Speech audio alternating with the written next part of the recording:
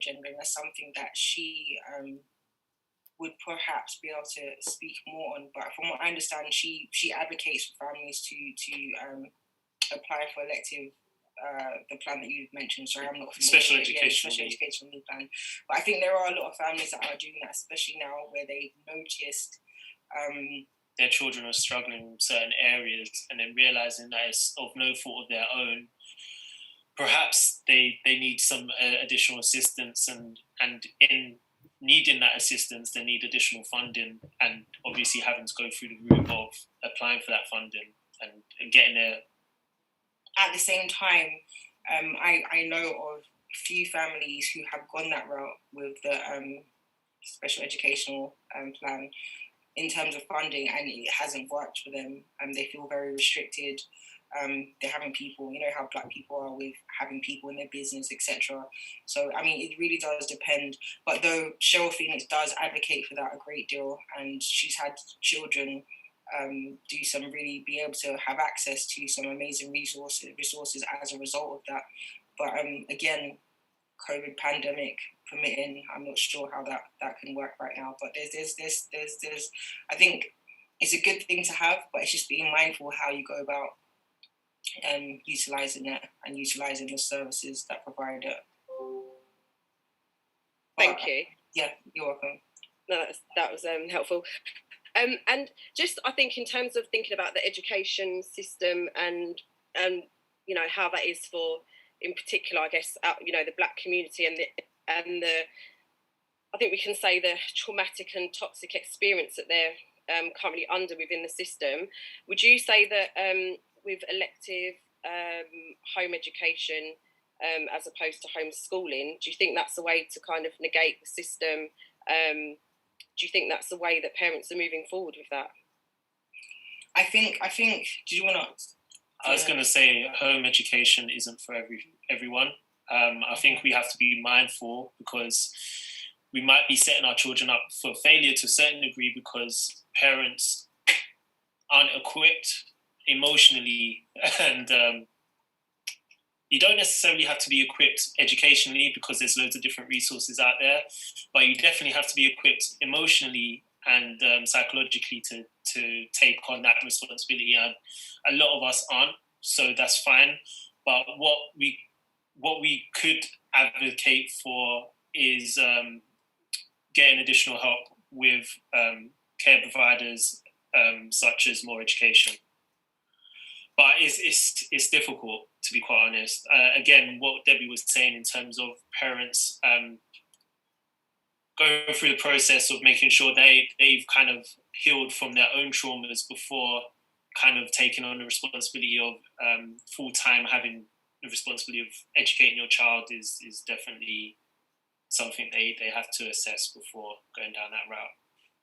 Sorry, you going to say something? You said everything I was going to say, so it's right. Thank you. These are conversations that we have often, and a lot of the things are what Debbie has personally, we both personally gone through, and what Debbie advises to other families. So that's why I'm probably it's so easy for me to kind of speak on it, I suppose. Thank you. Excellent. Okay, we're really cooking on gas now. So we've had an unexpected visitor today. Miss Phoenix, Cheryl Phoenix. Yes, sister, may I chat to you? Welcome. Now, sis, if you don't mind, 1 second, Cheryl, 1 second. Cheryl, your ears must be burning you, because we've just been chatting about you all evening. Oh, sorry. I'm so sorry. Like, obviously, because I'm not in the UK, like, it's an outdoor lifestyle, so I've been sitting downstairs and enjoying life. I see you lot all wrapped up in jumpers and stuff, and I'm like, girl. I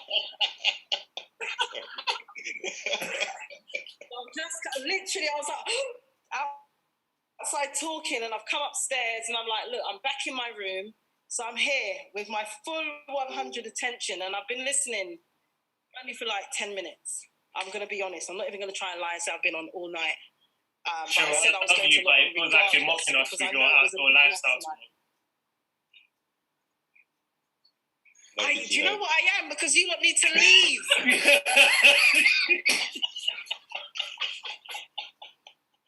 Lovely picture. All of you for coming out to this system. Do you know what the thing is? I came on the 6th of January and I was due to return on the 20th. And today is, I don't even know what date it is in February. I'm due to return on the 3rd of March, but I'm not. I'm actually not returning. I'm doing the Black Child agenda from here. The issues are still the same. And I'm like, later, because I can't deal with the system. And, but the problems are still there. From an honest perspective and from a real perspective, the issues with discrimination, the issues with education, the issues with racism is still a problem. And it's a huge problem. But being here, it's like I don't even associate. And I get why on the continent, they are so happy to see, it doesn't matter of race, but they're happy to see people from other places coming to bring something to the table. Because when I explained it, they're like, wow. But even with what you're saying, I saw someone say something about educational healthcare plans and if it's been an increase since the pandemic. And I'll be honest, it has been, because what's happening is that because our children have been isolated at home, they don't have their friendship circles, they don't have what they're used to, then what's going on is when they return to school, they're having meltdowns. And rather than with the meltdowns, they're getting the support that is needed to actually get the best out of them, they're getting reprimanded and told that they are violent, aggressive, etc., etc. Now, you've got a young child, a girl or a boy, who is hearing voices, who can't cope, and they're being literally reprimanded or kicked out of school permanently. A lot of them do have educational healthcare plans. The plans aren't being followed, obviously, because of the lockdown. Things aren't as easy, but that support still should be put in place by law. The law is quite clear. And because the unfortunate thing is parents don't understand how the law works and the legislation that has been put in by government, they're accepting that, we'll send your child to a crew to cool off. We'll send your child here to do this and we'll send your child there to do that. When they're not supposed to do that. What they're supposed to do, every single school in the UK has been given a budget for children who are suffering with mental health issues if they return to school. They've been given a budget. I'll speak to you after. They've been given a budget to make sure that that child has been given counselling and any additional support that they need, and that's not happening. So Becky and Frank are getting that support, but Kwame and Ngozi are not getting that support. So I would say if there are any professionals on this line this evening who are seeing that children are presenting with anything, because with Black children everything's inflamed, it's inflammatory. The language, violent, aggressive, a threat to school staff, a threat to other children, when it's all they've done is not be able to cope with a loud environment because they've been at home for 6 months, too many children, etc., etc. So parents have to, you're going to be up against a constant battle, constant. Cheryl, thank you very much for that. We'll try and get you back in on the Q&A later on. So, Robbie and Dwayne, we're going to have a few more questions, and we got Charles just jumping in there. Go on, sir. Yeah. Do you know what I would want to say? Just following on from what Cheryl said. I think it is important that people pay attention to what's happening in school, because I mean, when I went to school, I went to a predominantly white school because of the area. So it wasn't a predominantly wealthy school, but it's a predominantly white school. But there was a lot of working class white kids there, and the things that were happening within my school, and even when I talk to people about it now and I look back on it, it's stuff that was diabolical, really. But at the time, you still don't even realise. And I think as children, we don't realise, and we don't necessarily tell our parents what's actually going on. But the levels of racism that I experienced, my headmaster was a white South African, and he made it categorically clear that as far as he was concerned, I was going to be kicked out of school before the end of the 5th year, and that I was unemployable. I had no hope in hell of getting a job. And he he constantly pounded this into my head, to the point that when I left school, I truly believed I was unemployable and I wasn't able to get a job. And I used that and turned it around to go into business, only because I believed I was unemployable. But I think we've got to be really careful, even as parents, to the messages that are being said to our kids and the things that are actually happening in the school. Because I mean, my parents weren't aware of what was going on, because I was led to believe that I was the bad child and I was constantly in trouble. So I was constantly concealing it from my parents. But not realizing the potential damage that was being done and was ultimately it could have been done to myself. So I think it's really important that people communicate with their kids as best they can, and let them understand, look, you're not in trouble, but you need to be leveling with us and telling us what's going on, because I think it's quite concerning that these things are happening. And I know that had I not been of the mindset that I was at, that could have taken me down a very different road. Because if you're told categorically that we're unemployable, but yet you want to make lots of money, you start to make other choices. And these are the things that I think are happening with our children now. So I think everyone just needs to be very mindful, especially when it comes to their kids, of what's actually physically happening in the school. And Cheryl, what you're saying with the black child attendant school to prison pipeline, that was me. If I wasn't smart enough to outsmart my headmaster and get him suspended for racial harassment, I would have ended up in a PRU or one of those day centres. And they made it clear, out of 100 kids in my year, 10 of them being black, 5 of them ended up in day centres between years 2 and 5. I was one of the ones that was smart enough to evade it, but only just and by the skin of my teeth. And the truth is that could have taken me down a very different route, and that is where the school to prison pipeline comes into play. So I do think people need to be very, very conscious of what's happening. Sorry to interject, and I've got questions as well, so let me know when I can answer them. I just wanted to do that. Brilliant. So what we're going to do, family, just for the sake of time, we're going to now, Debbie, Dwayne, you think you can still hang with us until at least 10 p.m? Yeah. Brilliant. So with that being said, let's introduce our next panelist. So with that being said, we'll then go into more Q&A directly for Donna, and then we'll just combine it where the panel, myself and Charles, can fire it off to one and all. And by all means, Cheryl, if you can hang around at least until 10, possibly after, you can interject as well where possible, if that's all right. Thank you, sis. So, without further ado, let me just go and share my slides again.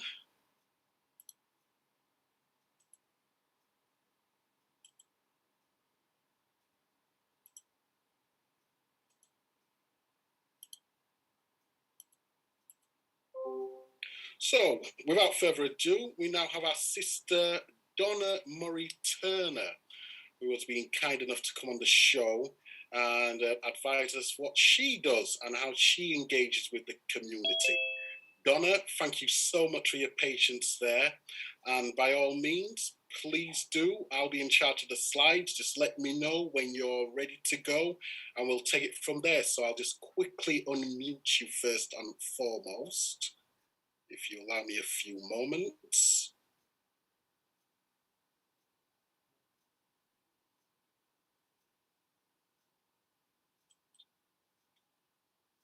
Okay, you'll be unmuted very shortly there, Donna. Can you hear me now? I certainly can there, sis. Okay, good evening to everybody. And good evening to Cheryl and to Debbie and Dwayne, as ever, a hard act to follow. Hello, sis. But both organisations have done collaborative work with ANOS. I'm a little confused this evening. Well, I'm not confused. I think I just want to make a few things clear. So although I'm the lead practitioner for Another Night of Sisterhood, actually, this evening I've come here to speak to you about the importance of thought leadership around community engagement. And the reason that my presentation is geared in that way is because I've had the pleasure and honour of having both Charles and Andrew on our ANOS online platform, H&H, where we've had discussions extensively about TTIP and also the need, or, definitely the want to have a footprint within the borough of Croydon. So that's kind of, not that this model cannot be duplicated and it can be used anywhere else, but that's kind of the focus of my presentation. So forgive me now if there's not enough about ANOS, and please ask me any questions you want after the presentation. But yeah, I'm just going to kind of whiz through what makes community engagement, strategic and tactical, and how it can help organisations to plot a map in this way. The next slide, please, Darren. Certainly. Just bring it back up there, sis.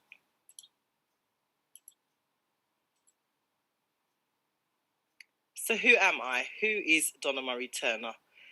Donna is a mother of 3 teenagers currently, so very much the previous presentation resonated, and if you had cameras on, you probably saw me nodding and clapping and using the reaction buttons, because a lot of the discussion around homeschooling is very evident.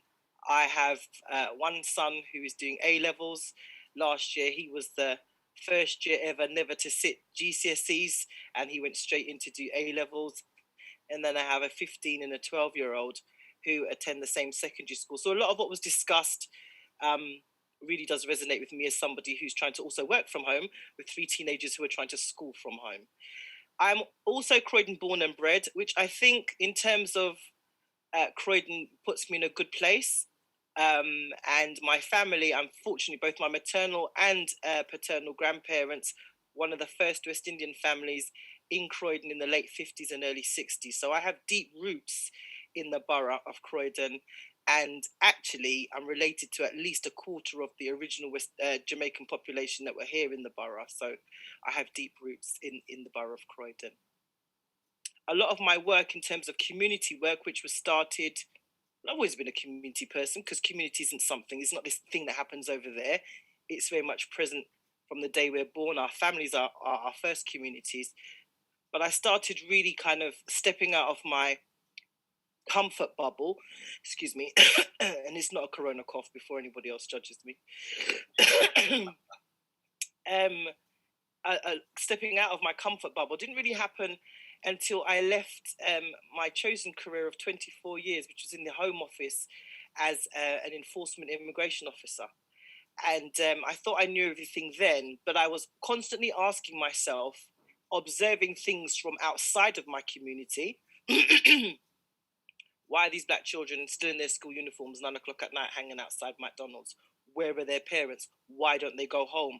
Why are they not, why is this seeming disconnect? My children were going home and the children of my friends were also engaging in a certain way, but why were this certain amount of children? What about school exclusions? What was going on? And it was only by, as I say, coming outside of my bubble and really taking a kind of drill down scrutiny, looking at the community differently, was I able to answer some of those questions for myself. And what we saw, my friends and I, was that there was no space. I know Debbie and Dwayne touched on making a safe space. I think indeed those spaces are brave and not just safe, because what we're actually asking the community to do is to join and use their voice to speak their truth, to speak sometimes the uncomfortable truth around areas such as education, around relationships, around a whole variety of subjects. And that's what we've done at Another Night of Sisterhood. We are best known, and that's where we've worked with Debbie, Dwayne and Cheryl. We've used ourselves as a platform to kind of deliver and educate to the community locally. And since we've now gone online since March of last year, more widely, regionally, I mean, I understand we're reaching as far afield as Coventry right now in terms of our demographic. But what it's allowing is that community conversation. Some of those conversations that people feel that they cannot have, or they want somebody else to start the conversation so they can join in, and that's what we're best known for. So that's part of who I am and what makes me look at community engagement and kind of map that whole strategic, tactical point of view of it doesn't just happen. There is a process to it, and encouraging other organisations to do the same. Can I have the next slide, please, Darren? Indeed. What qualifies my area of specialism? And this is in no way my CV. My CV is way longer than this, but I just picked out a few key points, obviously, because people will ask me, well, who's this chicken? How come she's coming on here talking to us about community engagement? Like, where's she come from? And I think it's important sometimes to qualify what makes you able to speak on certain subjects, and indeed, in my own case, on a wide range of subjects. So you'll see that if you've ever seen me on television, I'm probably normally speaking as a Safer Neighbourhoods Chair for the Borough of Croydon.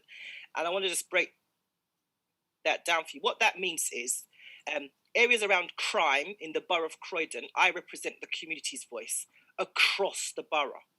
And what that allows me to do is hold to account the borough commander around areas of policing that inflict or harm the community. And all of this came about after the murder of Stephen Lawrence and after recommendations from the Macpherson report. The Mayor's Office of Policing and Crime was encouraged to create community forums led by the community that would hold local police asset at the senior leadership level to account about their activities on the borough. And I've currently been the SMB chair for the last 2 years, or actually it's 3 years this year.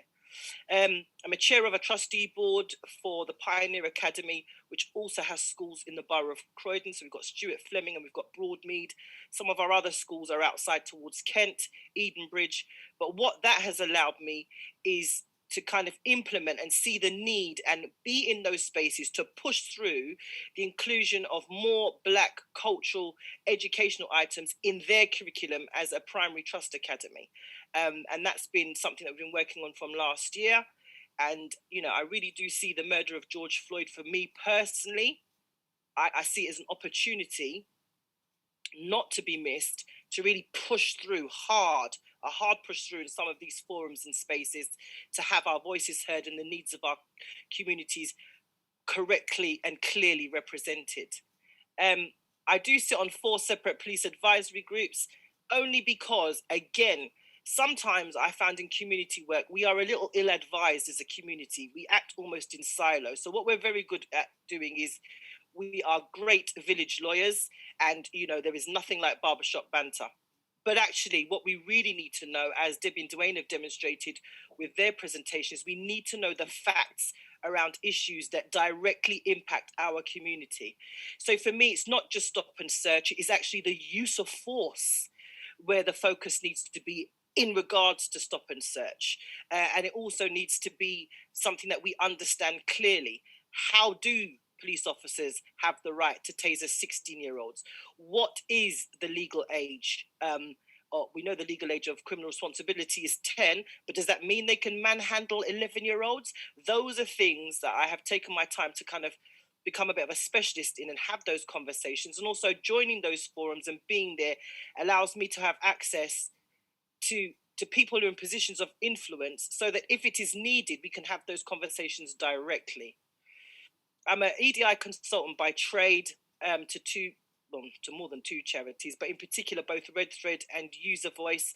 Again, User Voice is a charity that is run by ex-offenders and seeks to support ex-offenders in prison and kind of bring them out and give them that kind of, not rehabilitation, I don't like that word, but that repurposing of themselves so that they can join their communities again and be productive. And Red Thread, for those of you who don't know, is a charity, a youth work charity that works within major medical trauma sites. So there's one in St George's. We've now got a team at Mayday, and there's many other hospitals across the region and definitely in the north of the country as well, where they are based and they do that youth work on site. So when there is a serious stabbing or a gunshot wound, they are there to support that young person and that young person's family. And I'm an external consultant for them, kind of getting them to look at inclusion, being more inclusive, not inclusive in terms of Black, white, Asian or other, but inclusive in terms of thought leadership. Are they thinking about the types of families that these young people come from? Are they thinking about, as was just said by Debbie and Dwayne, that parent's experience of statutory provision that might definitely be evident in the way they get their child to integrate and engage with services? It's about having that full perspective and kind of taking their thought leadership away from what they're used to and expanding it to be inclusive of all situations. ANOS also sits as a member organisation on both the Violence Against Women and Girls, both Croydon and City Hall, and also in the Violent Reduction Network. And I do hear the cry, well, Donna, none of these institutions and these forums necessarily represent the interest of Black people in isolation, and I fully hold my hands up to that. But these issues also affect our community. And recently on H&H, we've been doing some really deep thinking, and we've had 2 sessions, one on the journey of the vagina and one on the journey of the penis. And in those conversations, we are identifying needs around the lack of consent within our community, and understanding around consent, and understanding about what is sexually appropriate and what is not. And these are some of those uncomfortable conversations that need to be had in the Black community, where we clearly establish for ourselves the measurement by which we then teach our children around these areas of education. And so for me, I do agree that education is, my father used to say, you go to school to learn subjects. The rest of your education is supposed to come from your community and your family, and where parents are able, we fill in those gaps. So, for me, it's about having those conversations, about talking about violence. It's about talking about, recently, 2 weeks ago, an 11-year-old boy was assaulted by police officers on the borough of Croydon, but yet we can find no body-worn camera footage. And we can find no evidence. Nobody's recorded that they held this 11-year-old to the ground. The only evidence we have are the handprints on his arm. These things still go on, and I know nobody here will be fazed by what I've said, because, this is time immemorial. But if we're not in these places to kind of bring this to the community's awareness, and to also challenge in those spaces those who would seek to dampen it down and not have it regarded, then this is why I think that community engagement is so important. Because if you don't have real gatekeepers, and when I say real gatekeepers, I don't mean the ones that look like us but don't act like us, those that have that lived experience and are coming from the grassroots, so they have an understanding of both what goes on at the lower level and have the ability to represent it at the top, I think it's a vital position to be in, to kind of demonstrate that and get the best for the community in terms of statutory provision. I'm a trainee magistrate simply because I don't know what the word is. I graduated from Operation Black Vote 3 years ago now, actually. I keep on forgetting that we've had a year of COVID. 3 years ago, Lord Woolley initialised a programme here within Croydon to kind of raise that civic leadership. Now, I was already kind of out and about, but I took the opportunity, and from it, I was able to become a trainee magistrate. I'm just missing one more court visit, which I haven't been able to do since the start of the year, to realise my potential as a magistrate. And lastly, H&H, which is stands for Hardo Bread and Horlicks. I hope that brings a smile to some faces. Is our twice weekly platform. It's ANOS based, but we decided in March of last year, we started something called Tea and Biscuits, and we delivered 4 times a week between 11 o'clock and 1 o'clock. And it was a chance for the community to we used to tell everybody, bring your mug, bring your hot drink. And we would just talk about what was going on. Because part of my strategic community engagement gaze tells me when things like this happen, people's mental health is immediately affected. The way that they identify and the way that they see themselves. And indeed, on Thornton Heath High Street, during that first wave of can't get no toilet paper, a box of chicken went from £15 to £27 within hours. And so these are the things that I'm able to raise to the attention of trading standards and the police and say, listen, what's going on there?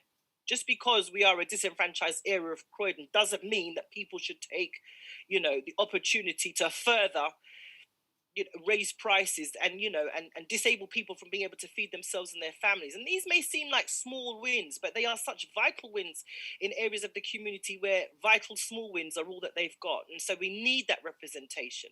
And so Tea and Biscuits was very successful. And the reason we changed it to H&H was by August, I don't know if you can cast your minds back, most employers had got, kind of got used to the fact that people were going to be working from home.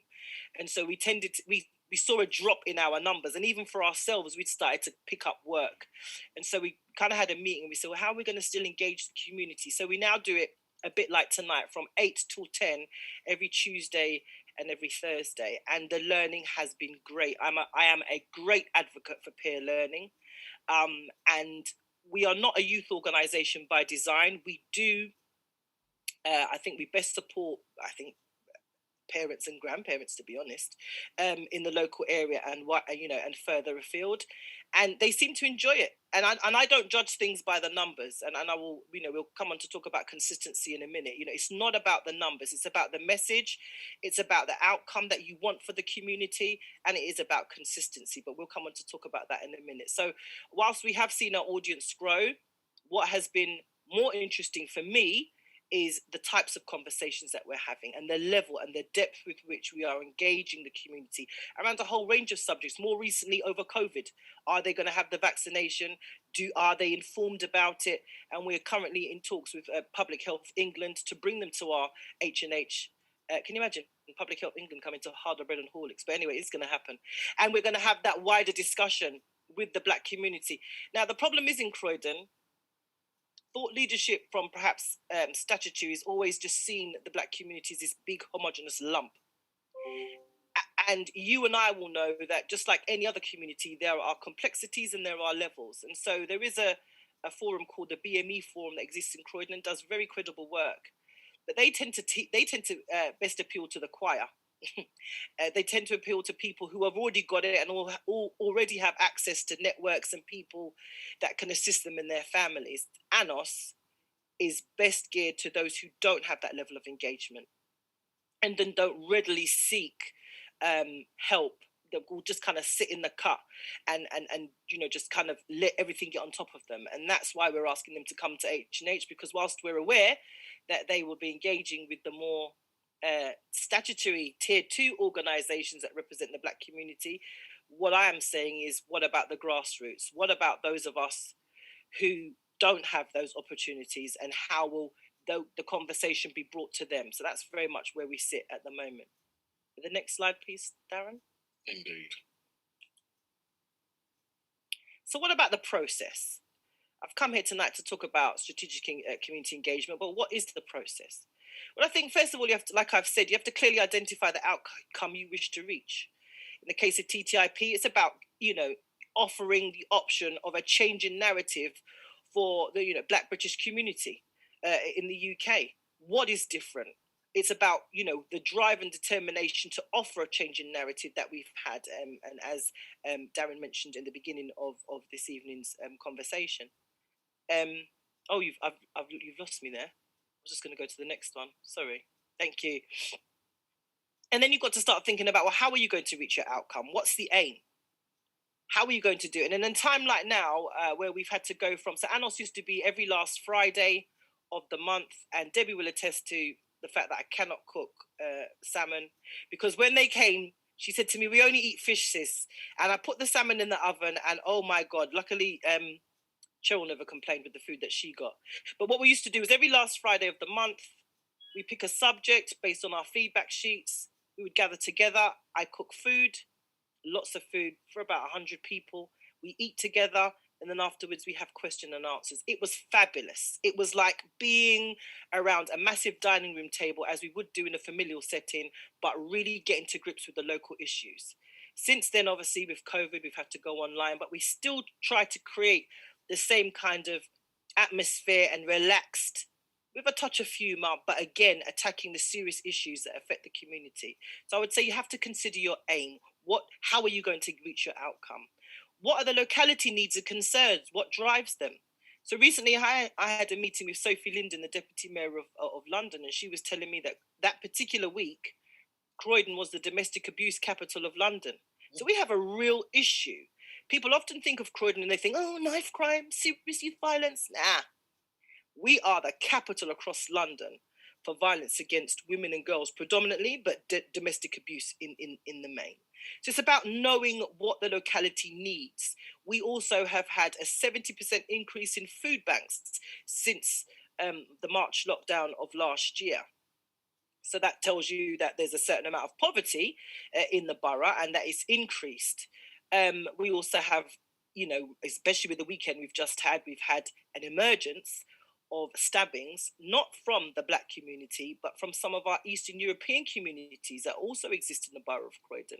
And my voice today was saying, well, what are you doing about that? And what community leaders do you know from those communities that can kind of give support to victims and also advocate on behalf of the community around what's going on in those very close communities? So it's about having that hands-on approach. It's about challenging wherever, saying this is stop and search, and knife crime is not just a Black problem.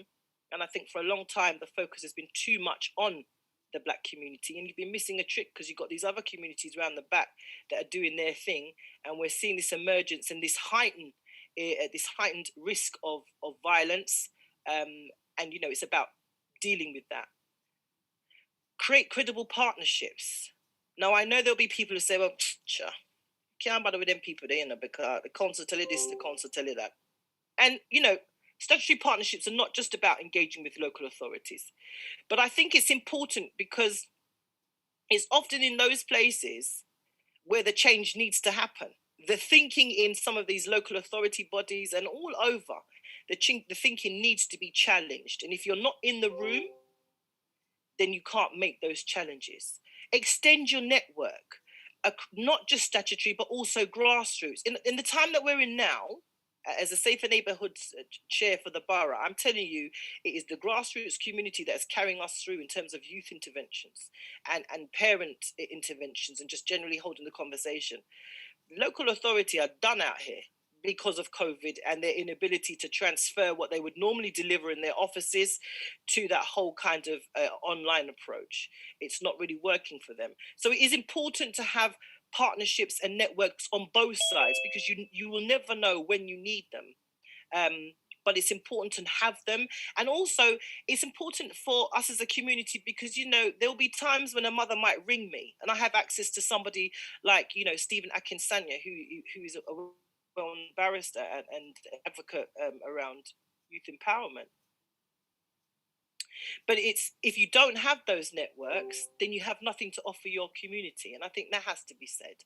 That if you don't have an extensive network, through partnering, through being collaborative, what do you really have to offer the community? And it's important as an organisation that you build on those to give that kind of full perspective. Choose your method of delivery. Be flexible. As I said, ANOS, used to be in person, and now we are online. Just kind of keep that in mind. And also in terms of the themes that you discuss, be aware that they're not just one theme, but that you might need to, there've been times when we've chosen to do a particular theme, and then because something has come up in the local area, it's become an issue, we've had to turn quickly on a dime and present something else. Be flexible in your approach. And having an extensive network will allow you to do this, because you can call on people that will represent that particular need in an instant. And it's really, really handy to have that. And consistency, lastly, consistency is key. More than anything, and this is one of the conversations we were having yesterday as a community group, more than anything, people always want, what it's like, there's been a stabbing, so all the poverty pimps come out, don't they? Oh yes, we need to change the narrative, we need to do this, we need to do that. And what I'm saying is, go and speak to Cheryl Phoenix, maybe she could do with some volunteers. Go and speak to the Black Parent Agenda, maybe they could do some volunteers. Let's stop reinventing wheels, and let's actually bring our skill set together and add it to what is already there. But be consistent in your commitment. We love to jump on bandwagons. I think in Jamaica we call it the mawagonists. People love that. They like to jump on things and be part of things. But actually, do you have the level of commitment and consistency? Because when you're going to deal, the community is not a business model. It's very emotive. People's emotions are an all-time high. You've heard mention of the mental health that's currently in the community. People have been locked away from their families. And, they've not seen their workmates. They've not had the same level of adult interaction that you would have. So it's starting to chip away at the mental health of both adults and children. So if you're going to be part of a community initiative, make sure that you can give it the commitment that the community deserves. And if not, then that's something, a bit of reflection for yourselves. And that could be, there's so many ways. That can be to donate. I'm sure Cheryl wouldn't turn around a bit of extra donation, and neither Debbie and Dwayne. If you can't commit your time, then maybe you can set up a standing order for whatever you can afford, but that goes to funding these forums, because they are so important to our community, the work that they do. And this is a way of also being consistent. So it's not just time, it can also be through monetary donations. And the last slide, please. Not the last one. The next slide, please, Darren. I just found this little diagram, but for me, when I saw it, I was like, yes, because it best illustrates, I think, what I'm trying to present here in this conversation. All of these things, I tried to find one with building blocks, but my Windows 10 didn't have it. All of these things that I've spoken about join up to frame what it is in terms of community engagement. So the practical application of all of it, it's important to surround yourself with those who share not only your vision, but can match your pace. And that is really important because people can share your vision, but maybe they can't, especially when you're starting something off. And that's not a judgment, it's just facts. And, it's fine. When they're ready, they will catch up. But sometimes to initialize and get something started, to add your skill set to something else, you'd want to be surrounded by people who can match your pace. Be prepared to sacrifice your family help perspective to make way for the thoughts of others. Be humble. The Donna speaking to you all now is not the Donna of 5 years ago. I thought I knew everything. And actually, I knew so little. Be prepared to learn. Every day is a school day. Keep your minds open. Even make way for the perspectives that chafe your own. I think that's where the greatest amount of learning for me has come from. Not from necessarily people who agree with me and see the world in the same way that I do, but actually hearing those voices that don't, and that don't best represent what I would perhaps speak to. But that's where a lot of my learning has come from. Reflect, reflect, reflect. This is a time globally, but more importantly for tonight's discussion nationally, for all of us, but especially the Black community, to reflect. Because when COVID, and when we've all taken the vaccination and the world goes back, we don't want to find ourselves on the back foot. This is a time to repurpose ourselves. This is a time to see ourselves as a community. There's been so much discussions online that has been really encouraging. Nights like tonight, nights like H&H. I've been on Debbie and Dwayne's and seen their online forums. This has been really encouraging. Let's keep it up. Let it not stop once the gun goes off and we all start running.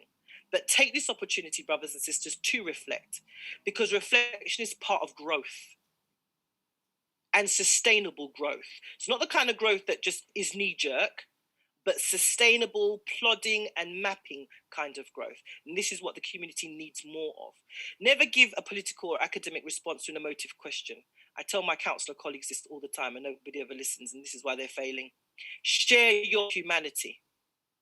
When the community comes to you with a human problem, there is no point me taking, some highfalutin answer. I've got to appeal to them from the human standpoint. That is how we best engage at a certain level.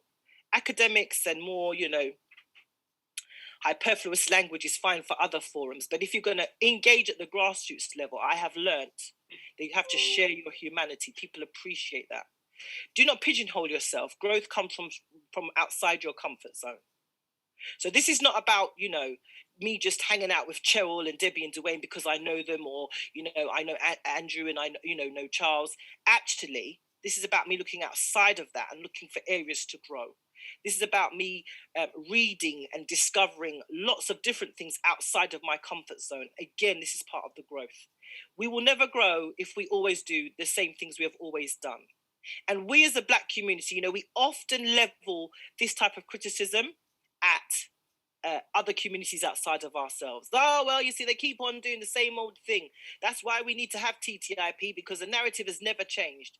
And yet behind closed doors, we are guilty of the same thinking. So this is a chance to not pigeonhole ourselves and to seek those alliances outside of where we are. And that will also force us to grow, because we're going to come across people whose narrative we might want to change slightly. We might want to take some of their perspective on. And this is how collaboration is key to being strategic with not just only community engagement, but I would assume also political engagement. And lastly, never assume, always ask. And when I was typing this up, I remembered that one Sunday, Jeff Schumann approached me and said, Donna, we wanted to do a show on the Sunday.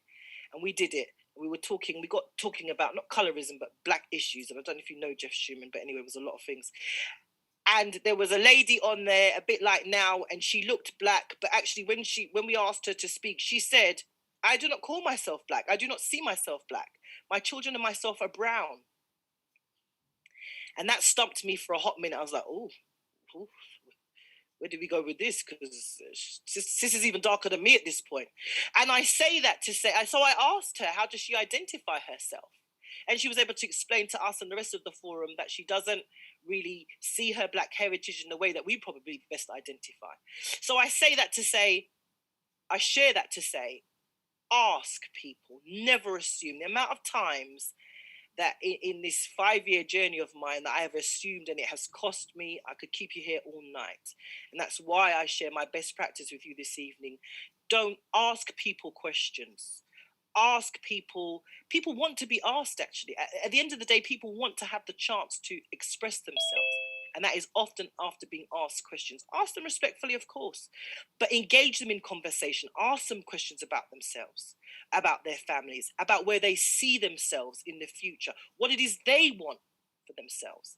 It's all in the balance and the art of engagement.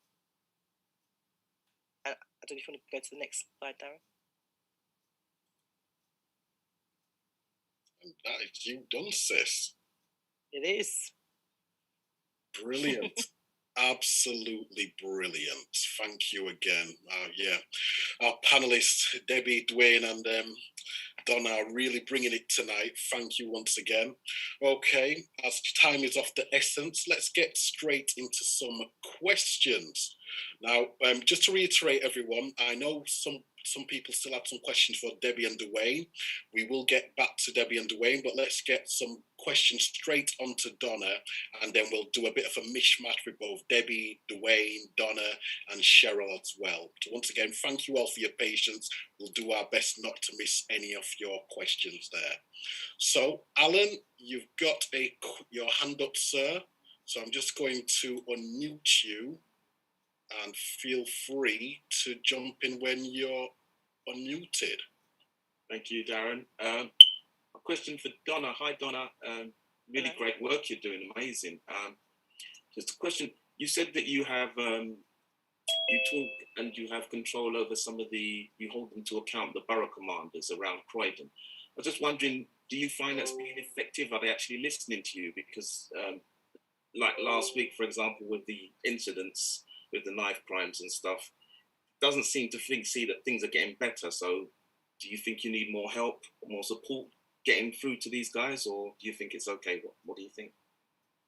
I think the incidents on Saturday are not to be necessarily conflated with me holding them to account. So I hold them to account over things that happened in the community, definitely. And my question was to them, so we had this meeting and they had all of these Black community leaders in the room, and yet we found out of the 13 incidents, only 2 were around, the death, obviously, the loss of life of a young Black person. The communities that they best need to engage with, they had no representatives around the table. So for me, Alan, it's about saying in that time and in that space, well, why are we here? Why is your focus always on us when it is not our young people? Not that all loss of life or victims are not to be celebrated, but kind of encouraging them also to challenge themselves in terms of their thinking. They had a room full of Black community leaders, but this was very much from the Eastern European community. And we even saw, even on Sunday, there was another incident with somebody being stabbed in the chest from the Afghanistani community. So in those spaces, Alan, what I say is, where are your donors in that community? And if you haven't got them, you need to go and find them, because this is not just our bag to carry. So for me, it's about being true and being straight, but delivering in a way that is palatable. And yeah, by all means, I don't know if anybody lives in Croydon, but the way to join a Safer Neighbourhoods Board is to join your local ward panel. So there is a whole kind of mechanism that already exists and is there if you live in the borough of Croydon, and I can speak to people off of this call about that, definitely. Thank you very much. Thank you. Appreciate that. Excellent. Thanks you very much, Alan. Okay, so we'll go to Sister Sasha. If you'd like to unmute yourself there and ask your question.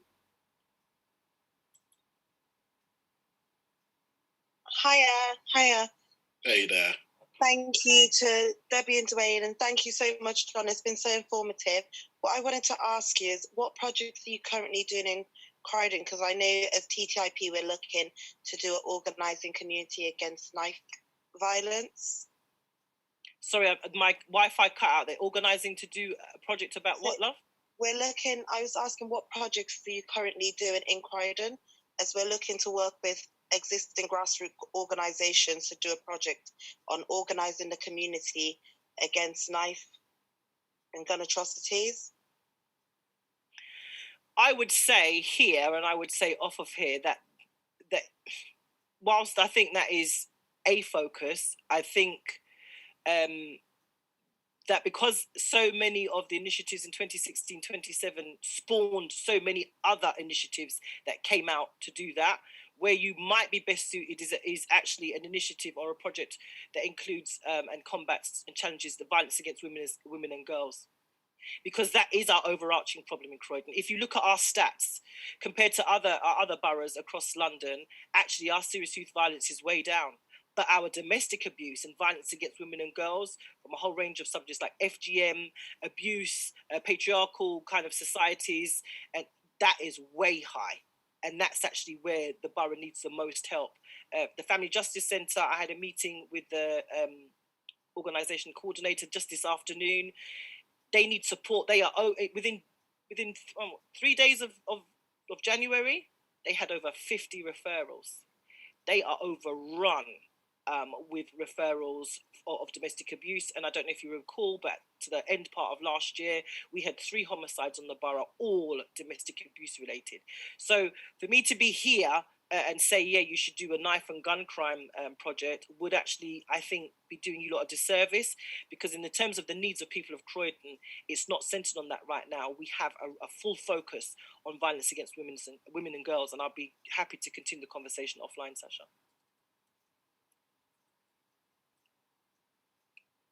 Is that okay? Oh, Sasha, you've gone back onto mute. One moment.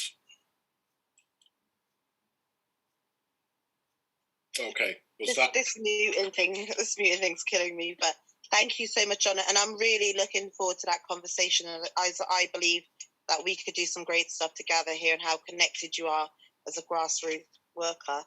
And as a youth worker myself, I'll be interested in that area around female empowerment and looking into stopping the violence against females.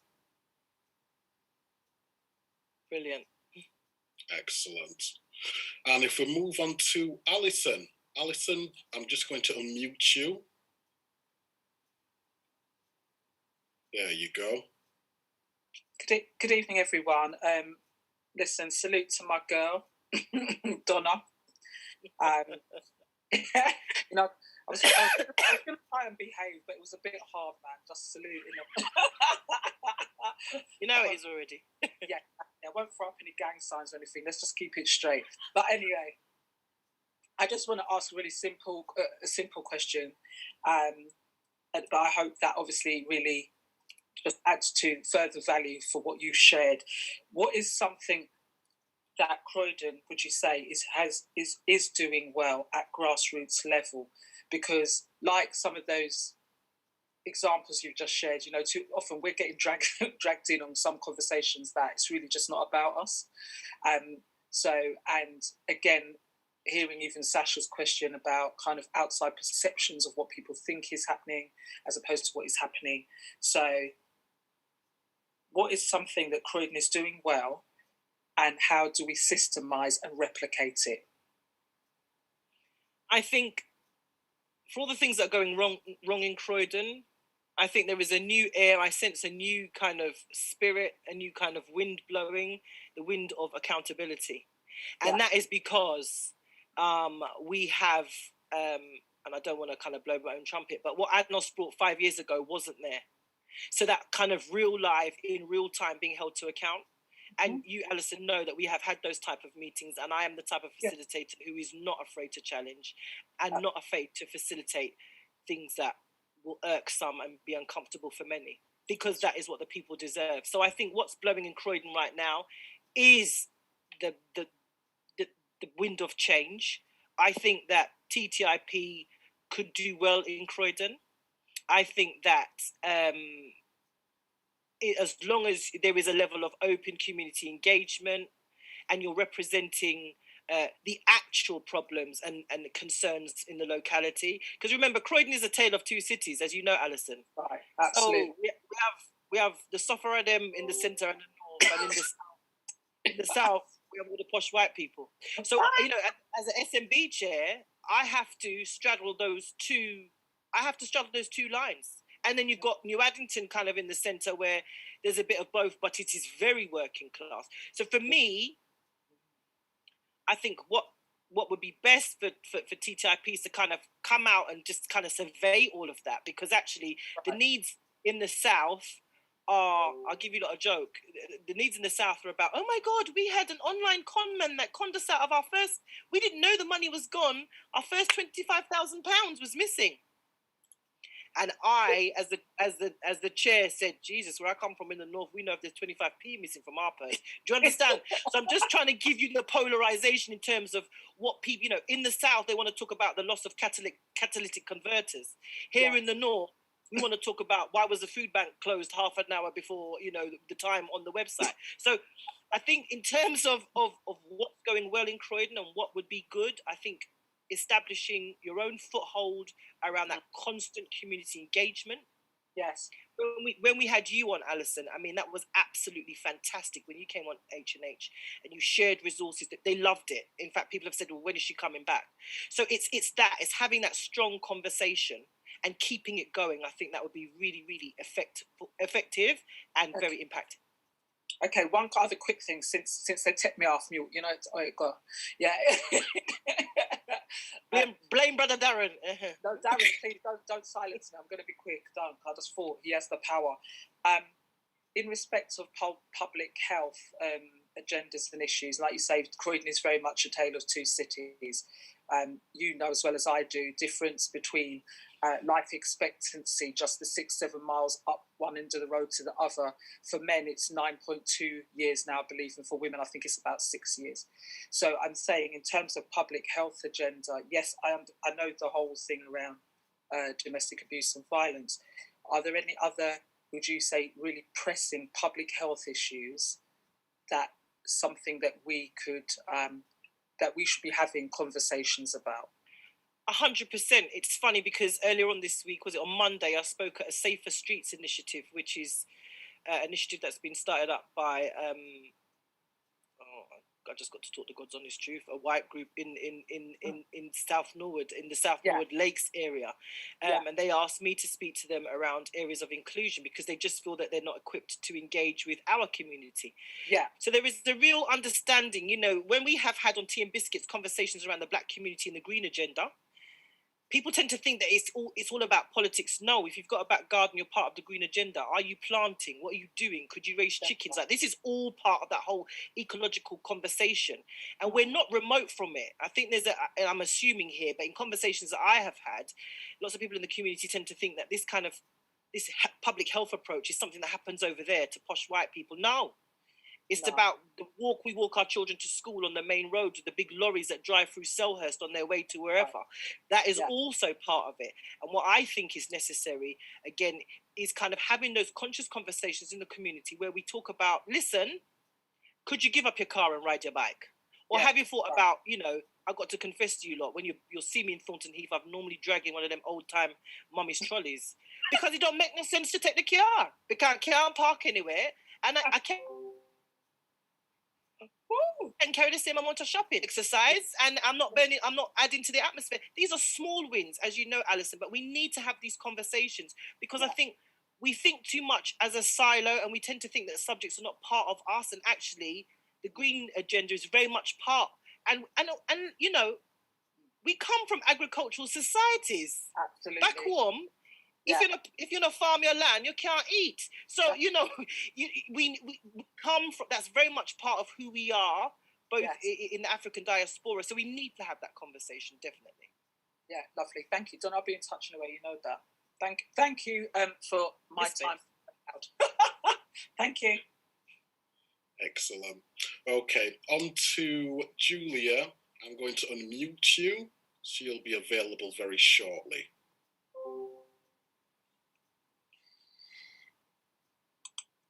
Yep, we're ready there now, Julia. Thank you, Chair.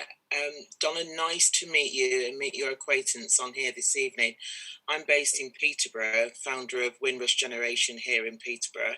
And I have to say, it was quite refreshing to hear your presentation about engagement with the local authorities. Also, I'm an ex-civil servant, and I was a councillor for Peterborough City Council. And the examples that you've presented here this evening are not new to me because it's part of my portfolio. But I will say this, obviously based on the information that has been shared tonight about Croydon, I think it's a great example of how those networks can be utilised to implement how Croydon local authorities will address things differently with that open, honest conversation, discussion, debates around the table. I've just done one in January with several Black leaders, with the CEO of Peterborough, the Director of Adult Social Care, the Police Crime Commission, and it's taken those conversations to another level because guess why? We were never given that kind of representation before.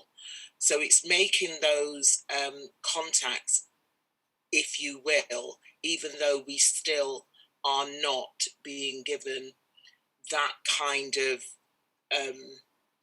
same impotence, if you will, as other people will have in terms of any decision-making processes or those mechanisms around what is impacting on the local communities.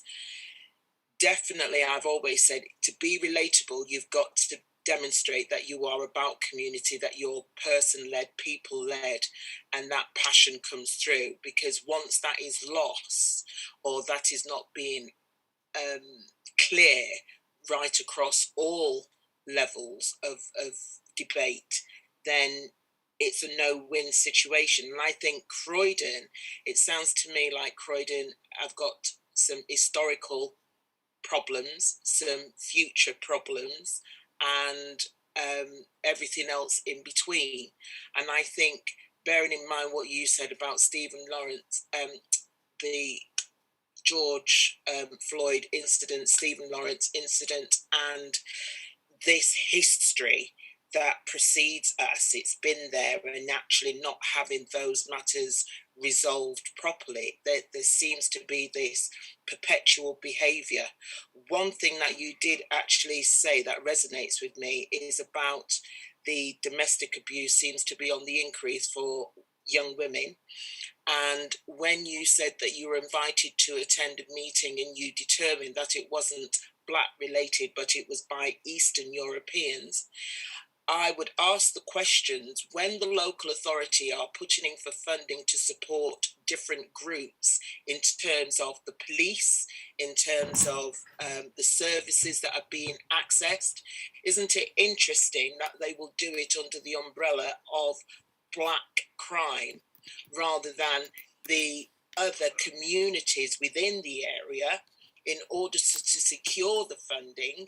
And I wondered if that has been challenged from what you said. And I think that would be leverage for us to use collectively, you there, me here, me supporting the TTIP and taking this to other areas, because my colleague Glenda Andrews here also from Preston Windrush will be interesting to know that she could take that to the Preston local authorities. What's become very clear to me, because of the pandemic of COVID, this framework network use that we've got is enabling us to have a greater audience in which to amalgamate the groups and organisations together so that we can do something more proactive on a large scale and have a representative in each of the areas concerned, be the voice of the community for those communities at local authority level, and get the relevant support that is actually needed to look at stats. When they talk about Black crime, look at the stats, hold them accountable, make sure it's transparent so that when they do talk about crime-related incidents in Black communities, are we talking 1%? Are we talking 2%? What are we talking here? You know, they're very good at crunching numbers, but let's have some hard stats that people can actually say, this is measured, this is monitored, and this is how we're going to implement to do something about it, rather than doing the pointer finger and blaming black communities for everything that happens within any demographic. So quite refreshing. I didn't really have a question for you, but I just wanted to expand on what you had to say, and I thoroughly enjoyed your presentation. Thank you. Thank you very much, Julia. Is it all right, Darren, for me to respond to what Julia said? Go for it. I thank you very much for your kind of your addition to what I'd said, Julia, and you've definitely got a point. You know, I make it widely known. Just like I'm sure Debbie and Dwayne and Cheryl, I am also a community asset, and so you have to use me. There is no two ways about it. I'm a community asset. I too I have children. I'm invested in, there being a greater voice for Black people in the UK. I'm invested in all of that. I think that, and part of that investment is putting myself in position and places so that my brothers and sisters in different areas, if they come to me, so how do you do this? I'm able to say, well, this is how we did it in Croydon. So just try it and see if it works in Peterborough, see if it works in Preston. This is not a time any longer for kind of working in silo and working in sort of like, well, my locality is all right. And I think COVID has shone a massive light. It's been the light that has shown up so many disparities and also lack of thought leadership. And this is an opportunity for us as Black people to kind of be more collaborative and take that ownership of that thought leadership for ourselves. So I definitely do take that point, Julia. It's about, and if I can be of help, it might work in Croydon, might not work in Preston, but we won't know unless we give it a go. And it is about, if somebody else wants to say, well, how can I set up a version of ANOS where I am? I can, show you how it's done. It doesn't have to be a thing. This is not me about me being precious and saying, well, hold on a minute. You're going to have to pay me or whatever. It's not about that. And you know what, actually, Julia, what your comments and my comments are really highlighting, this is a time of testing. This is the time, there is nothing more than when you're broke. And right now, this country is broke. So let's see who's in it for the funding and who's really in it. That's the message that I'm sharing. Let's see who's really in it for the advancement of the Black community. And let's see who's been bumming around and sucking off and pimping off of our poverty for however long. Let's just see who's really about it in these streets. So for me, everything that you've said, sis, I definitely resonate with. And I'm sure with my fellow guests that have been on there this evening, we want that advancement, and we're only going to get it if we collaborate. And the whole reason of pushing myself, trust me, there's times when I'm tired like a dog, but I'm in these meetings and in these spaces is so that when I have an opportunity to come to sessions like this, I can share my learning, share my insight, and guide people so that we are the best version of ourselves. So the community is the best version of itself. Excellent. Absolutely brilliant. Yeah, I feel somewhat blessed tonight. We've got yourselves, Donna, Debbie and Dwayne, and Cheryl. Look at this, people. We have my maths is going terrible tonight. 4 separate people working together. All unique entities working together. No ego, no foolishness. They're working together. Absolutely brilliant. Absolutely brilliant. What we're going to do tonight, everyone, we're going to do a bit of a freestyle now because, like I said, we've got, actually, I guess you could say we've got 4 panelists in one tonight. We're going to quickly go to Cheryl Phoenix. Cheryl, you've heard both what Debbie and Dwayne have said. You've heard what Donna has said. You had a little piece earlier. By all means, if there's anything else to add, please do. And then we'll go straight into Q&A. So and just before we begin with you as well, Cheryl, Charles, if you like to interject, sir, whilst I go about unmuting Cheryl. Yep. I just wanted to say that, Donna, Black British Parent, Cheryl, amazing to have you guys on this platform. And I think I just wanted to kind of just elaborate on what we're aiming to do in Croydon, because it is all part and parcel of what TTIP stands for. But effectively, our objective here is to bring the groups together. We're starting with Croydon because effectively it's our backyard. Donna, we had a conversation probably about 6 months ago, and since then, the objective has just been to build as much as we can. But our plan for Croydon is to ultimately change the dynamic down there. And what we need to do is, our objective is to look at the council elections for the borough and effectively have a person running for every single seat within the borough if we can best achieve it. Our objective is to have a minimum of 30 councillors up in there for the next council elections in 2022. And the other thing that we're aiming to do, Donna, is kind of take away the bureaucracy of it, let's say, and the difficulties that are caused in doing that by training the councillors up and putting them in a position where we can put them straight into those seats and have them basically put up for election within the various wards throughout Croydon. And in order to do that, the objective is to get everybody's support. But our objective behind doing that is to largely gain control of the things that happen within the council, and then be in a position to allocate funding where it needs to be allocated. I mean, a lot of what I'm seeing, and even though this is obviously a platform where we're discussing the issues amongst black people, but the other thing that I'd like to emphasise, which again has been highlighted by the fact that this is the Eastern Europeans and so on within the borough, is that this isn't necessarily a black or a white problem. This is a social economic problem, and in Croydon we are effectively, there's nothing we can do to make it any worse. We can only make it better. And there's a lot of things that I think we need to address kind of as a community, and just recognise the fact that these are social economic problems. It's not black and white, it's haves and have-nots. And the unfortunate reality is in Croydon, we've got a lot of have-nots. We have got haves as well, as you said, it's the two extremes. But the objective is to try and deal with the issues, I suppose, of the have-nots within the borough. And something, Donna, that you mentioned there within the Eastern Europeans, because our objective is to get the community leaders from each of the various groups and organisations and get them all in a position where they can run, so that all of their constituents will then get behind them in running for the local seats. Because you and I both know that some of it we're looking at as little as 300 votes in some of the wards. So the plan of attack is to kind of really rope everyone together. Although we're still focusing on outer boroughs as well, our primary focus is gaining control of Croydon, so we can implement the changes. We can implement the changes that are needed in relation to the police. We can implement the changes that are needed in relation to grant funding. We can look at putting youth centres within the area. We can look at certain things that need to go in the curriculum within the borough. And all of these things, the only way to actually physically change them is to do it, and do it en masse, and do it on numbers.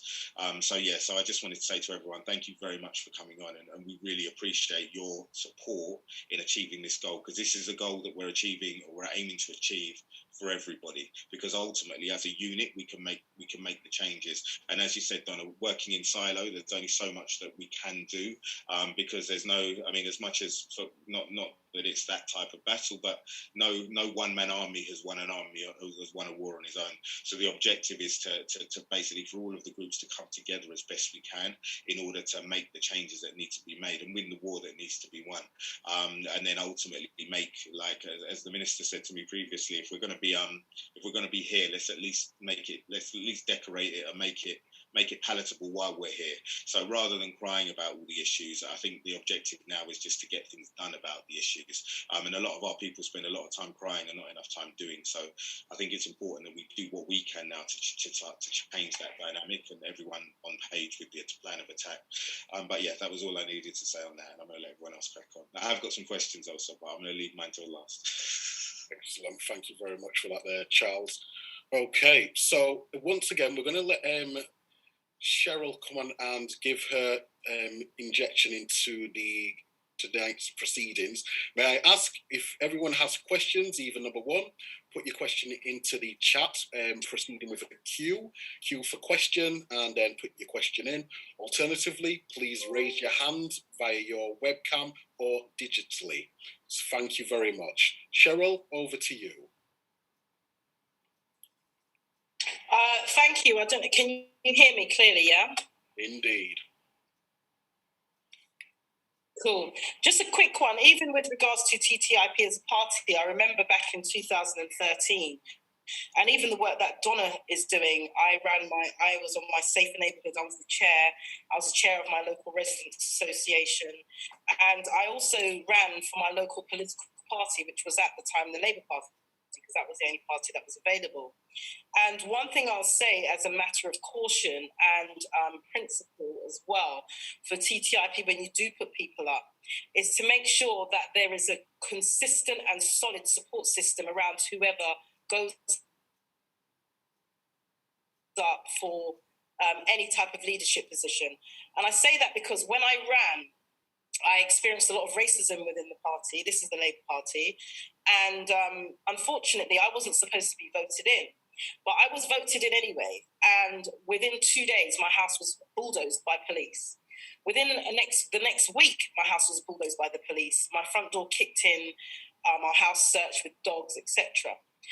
And the fact is, when I looked around me as a single black female trying to do the right thing, because, you know, when you get into positions within the local authority, you can sit on several boards. Mine was children and education, children and families, policing. And my children were followed, guns held to their heads, and there was a lot going on. But when I looked around me for the support within the party amongst those that looked like me, everyone was, no one cared.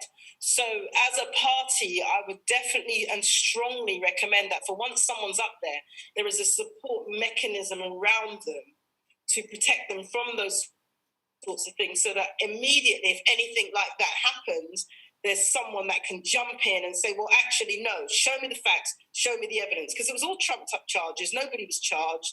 But the fact that they were able to do that and harass me and my sons for a very long time, dragging my sons into the back of police vans, threatening them with violence. This is the reality of when you put yourself out there as a community, because remember, we are in the belly of the beast, whether we like it or not. And you, as Donna has said, you do get to learn about the legislation. You do get to learn how other communities do acquire buildings for next to nothing. They pay 20% rather than the 80% in tax, rental fees, etc. And, you know, we're all wondering how come they get this building and we don't. But it is all down to politics and understanding of what goes in politics, why they are benefiting so much and why we as a community are still failing. I agree with Donna what she has said with regards to getting involved in the safer neighbourhoods, getting involved with MOPAC, getting involved with anything structurally within your local authority and actually being that voice to push change. Now, when I did what I did was in 2013, 14, 15, that was a few years ago. Now we are more collective in our approach. My passion still is education, because we send our children into that environment for 30 plus hours a week and hope for the best. So for me, it's a case of also changing what's going on within the education system, how these people are treating our children, and also turning over what is being taught. Because as much as I'm here in Ghana right now, and I look at the education system out here, it is absolutely mirrored the UK education system. They're being taught exactly the same way. However, the only good thing is that by a certain age, they're taught about their culture, their language, their heritage. They have to learn their mother tongue if they're not taught it at home by the time they're 13 and 14. Whereas in the UK, we don't have that privilege because most of us come from a Caribbean background, so we don't have another language. But when you look at the education system, the three things that is failing us: education, politics, and religion. Whether anyone's religious or not, whatever. But those are the three things that are dividing us as a people. And unless we come collective with how we're educating the next generation and the generation after that, we're going to be having these meetings year in, year out, discussing the same things about how we're so hard done by a system that was never designed for us. Until we actually are serious about taking control, unless we're serious about setting up a direct debit, as Debbie said, not even like for the Black Child Agenda, it's like whatever, I will still continue to do the work because you're still sending your children to these people who still abuse them on a daily basis, who still don't care. But with regards to TTIP, Black British Parent and other organisations who are actually physically working directly with you face to face, you have to set up a direct debit. There's allegedly 3 million people in the Black community. For me, I'm done with the talking thing. I don't even know if I'm coming back to the UK. That's how I feel. And right now, it is money talks.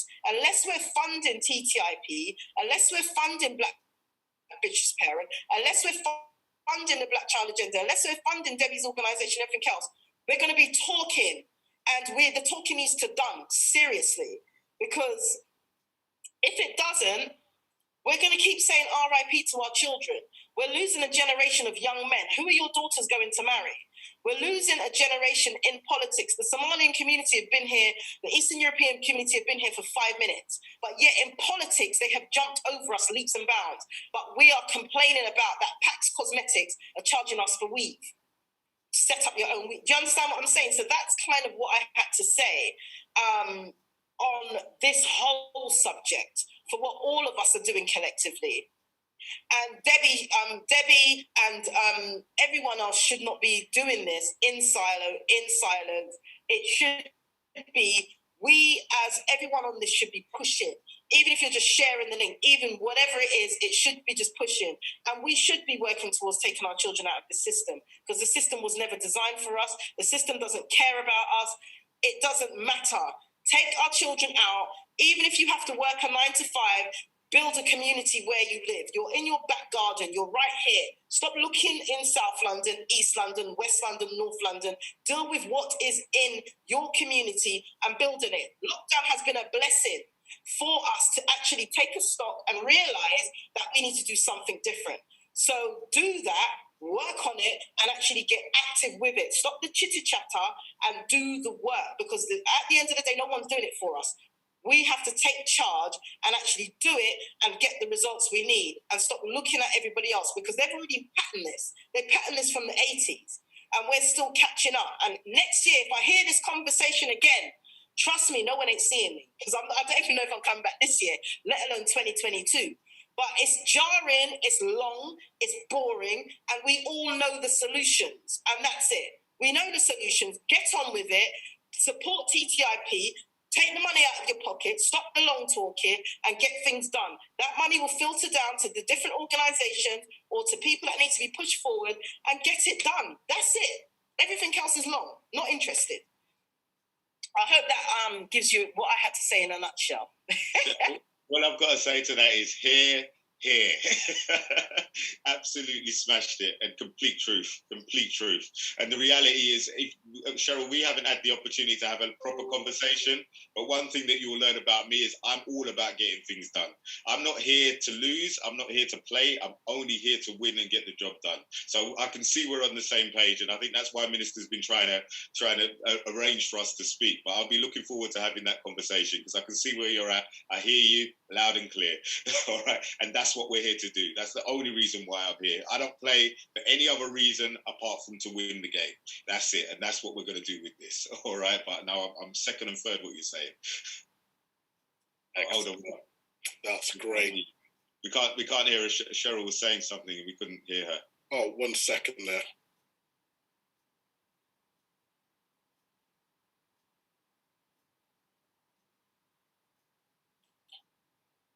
Charles. Yes, darling. Can you hear me? I can hear you now. Yes. I couldn't hear you before. I was going to say, from your business background, from when you used to advertise with us in UK Blacklinks Business Directory. Oh, wow. That was a while back. That's taken some back. That's a while back. That was Dele and myself. So I remember your business acumen and your unapologeticness from back then. So that's the only reason why you're seeing me, and I've been on a few of your calls, because I was like, oh, Charles Golden, yeah, I remember him. And I actually went and looked in the direction. I saw your advert with your face on there. And I was like, okay, this guy's serious, because we don't do puppy show around here. And I know you don't do no joking either. No, so if anyone don't know Charles, then you need to look him up, because he's been out here for a hot minute. That's going back 20 odd years now. So yeah, I know you know what time it is. Yeah, we are going to get this done, because I don't do the long talk either. I'm not trying to hear it. Never been trying to hear it. It's all about getting the job done, and that's what we're here to do. All right, so we're 100% on the same page. And I love your energy and I love your passion, and we need that in the fight. Absolutely brilliant. Yeah, as always, Cheryl, living up to your surname and bringing that fire. So yeah, with that being said, I'm going to make it a bit of a free-for-all now. Now, Glenda Andrew from Preston Windrush Generation, who I'm a proud member of as well, I'm going to unmute you so you can actually ask your question of Debbie and Dwayne. And Debbie and Dwayne, ironically, also would like to interject as well. So, Glenda, I'm going to unmute you. Oh, Hi everyone, great meeting again. I'm multitasking. Is it Sharon, Black Child, Agenda, Debbie and Dwayne, everybody, Alan, hi. I can't remember the question. So you was asking about the age for yes. homeschooling. Yes. Now I have 3 children and I love what you're doing, Debbie and Dwayne, and I do agree with a lot that you were saying. If you noticed, I was thumbs up. What, in your opinion, is the age of children that you feel need to be more homeschooled? And I put an example like year 6, year 7, year 8, because when we started going into schools last year or the year before, we noticed, because we were doing primary schools and we were doing secondary schools, and of course my children are a lot older, so my children are in their 30s, so schools have changed a lot since I had my first son.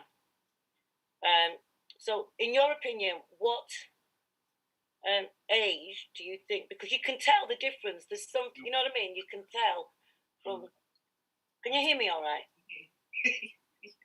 We can hear you. We can hear you. We're just elaborating as to who's going to answer that, because And I just wanted to add, my youngest son is 21 this year, so I noticed from all 3 children the difference in education that they were receiving. And when my son came out of school at 12, 13, I didn't know what I knew, because I was beginning to start to homeschool. And I learned a lot from when I took him out of school. I didn't even know that it wasn't against the law to send your children to school. You don't have to send your children to school. So that was something that I learned. So anyway, that's the question. But thank you. Brilliant what you're doing. Just to elaborate, you don't have to send your children to school, but it's a legal obligation to educate your children. And if you have been in school, then you have to actually deregister your children. You can't just take your children out of school, because that's against the law. Because literally, when you put your children in school, you signed a contract that they are responsible for your child's education. I didn't know that. Sorry. Yeah, that's one of the things. Just and that's a disclaimer. Why, so we always encourage families to do their research before they actually, if their children are already in school. It's that question. The answer is so. There's so many perspectives to that question you're asking, because I don't think it's as simple and straightforward as just one straight answer. Hopefully, we can unpack as much of it as we can in time. I think personally, I can't speak for everyone else. I think children should be home educated from the womb, all the way up to they're able to be self-led, educated themselves.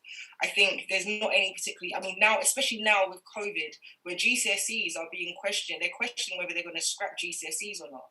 And so if that's the case, then what are we actually preparing our children for? Because the whole point of, childminding and then primary school and then going through secondary school is to prepare for GCSEs. And if they're scrapping it, then what is the other alternative? I've always been one that's not really for, dare I say, qualifications and GCSEs and A-levels and such. There are plenty of children who have, we've only been home educating for a short period of time. There are families that have been home educating years before us, and their children have never done a GCSE, never done an A-level, and still gone into university to do a degree. Bearing in mind that us, even as adults, if we didn't do so well in college and school, we can still do a university degree without any GCSE. You just do a maths or English assessment in order to do the degree. There's many children that have gone straight on to do A-levels without doing GCSEs. So I think really, this is where our focus with Black British Parent is to help empower parents to be able to manage these kinds of things and negate the education system, and not so much negate the education system, but negate the kind of education and what they're preparing their children for. So yeah, do you want to? Yes. You're right on point. You're right on point, because my eldest son is 36, lives in Malta. My daughter lives in Italy. My son's doing at uni.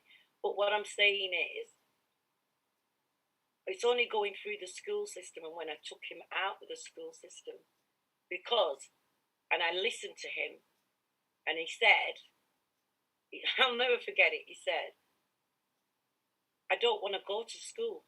You don't know what I have to go through when I go to school. And I said, and he was 6 foot, and I'm thinking, I can't fight a child. And he said, would you go? And I had to look at myself. I was young once. I went to school once. You know what I mean? So you've got to listen to your children. I think the issue is that we as parents... So on point. Sorry. That's all right, darling. I think we as parents, we forget what it's like as children. Once we become adults, we've got all the responsibilities, that's it. And I think, I have to be balanced with what we're saying, because I would love for everyone to take their children out of school and home educate themselves. But the reality is... I see what you're saying. What you're saying is listen to your children. And I hear that you're saying from day one, something's missing. You have a child, then you leave them. Because I remember doing that mistake with the first one. Because when you take your child to school, you think that they're going to teach them like you would. Yeah? And then you find out they're not teaching them like you would. So what would you do? You have to educate your children with the school. And if you're not getting the right education, you've got to do something about it. But I'm going to leave it there. But thank you so much. And I think we need more of you around. Thank you. Did you want to add to that? Yeah, do you know, in all honesty, we send our children to school so they can get an education, so they can get a good job. But even in this day and age, we know there is no such thing as job security.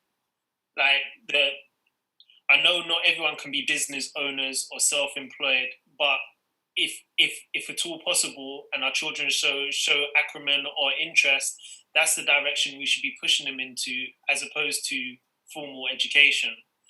And I think that's how you started when I first came on, I think that's one of the first things I heard you say. It was about knowing what your child wants and who your child is. And it's letting the child find out who that child is as well. And sorry. So stop talking. I forgot Darren's there. I forgot Darren and Charles are there. Go on. Anyway, Dwayne, don't encourage her. Don't encourage her. No, because I'll tell you why. And it's great that you're on here, right? Because I've been following you on Instagram. You probably don't even realise, but I've been following you on Instagram for quite some time. So, but well done. Absolutely well done. Thank you. Glenda, just before we let Debbie and Dwayne finish, please give a quick introduction of yourself, because others may not know there was actually a segment of you on the One Show on BBC. So give an introduction of yourself and the organisation, please. And I'm in darkness, so you can't even see me properly. But anyway, so my name's Glenda Andrew, and I'm the co-founder of Preston Windrush Generation and Descendants UK with Sakina and Anthony Brown and Julia, and there's a lot of us now. And we are advocates. I'm the lead on the Windrush Community Response, where we provide and prepare Caribbean meals for the seniors and the wider community. And I think it was Donna who was talking about in the community and community engagement. Yes. I think you need to go a whole way around the UK, because a lot of people have got community engagement wrong. But I love what you said, Donna, because they see community engagement as something else. But that's what I do, based in Preston, Lancashire. And like Donna, if you knew me 5 years ago, 2 years ago, I wasn't doing this. And I think it's about what I love people. I love people, and I just want people to get it. You know, Sharon, oh God, absolutely spot on. You know what I mean? And I just think people are scared. They want to say what you say. That's why they get it. You understand me? But people are so scared to be and say who they really are. You know, they've lost their identity.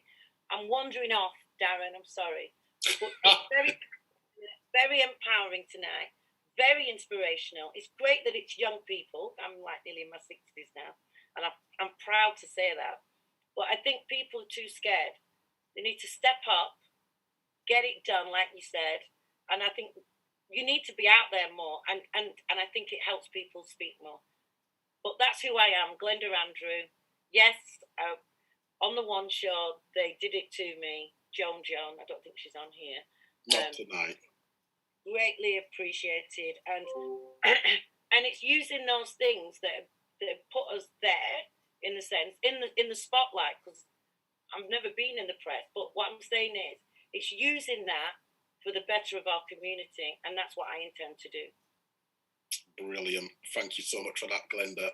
So I'm going to go around for the panel. We're going to give your last words, what you'd just like to share with everyone. So we're going to go to Debbie and Dwayne, then we'll go to Donna, and then to Cheryl, and then finally to Charles as well. So Debbie and Dwayne, over to you. Go on. Do you know what? We've got many different issues within our community. As we financially, those entities that are doing the work, setting up direct debits, we should look at it as insurance. A lot of our children go to school. We should be paying Cheryl Phoenix £5 minimum a month standing order, just in case our children run into issues whilst they're in school. And then there's already a pot of money, a fund there as a community when we are faced with these issues that we can call on. Our platform is just here to share and empower parents and let them know what is available to them, and to support other businesses and organisations that are already set up, so that we can point our members of our community in those directions so that they can seek the help that they require. Excellent. Thank you very much. Can I say something, Darren? Just by all means. Sorry. So just in relation, I just wanted to kind of dovetail off what you were saying there, and it's another important factor. When I was in school, I mentioned earlier that my school was quite racist, and there were a lot of issues there. But one of the things that I think is important to point out is that our schools are teaching children effectively. I mean, I was an entrepreneur, so I was always against the grain. I was always going against what was presented to me, and if it didn't make sense, I wasn't doing it, which then labelled me as a bad child in school. And as a result of that, I got suspended, I think 13 times.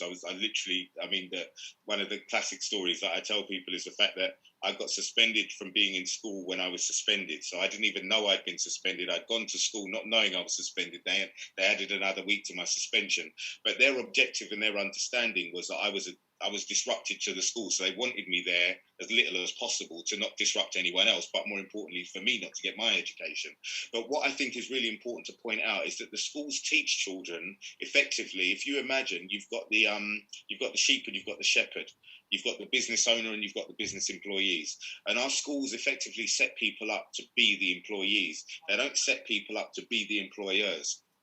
And that's a fundamental difference. And I think it's really important that people identify it, because what they're doing is they're effectively churning out factory workers. And if you think for yourself or do anything outside of that box, or you're seen as a disruption, then they will try and do what they can to break you as a child, which is what they tried to do with me.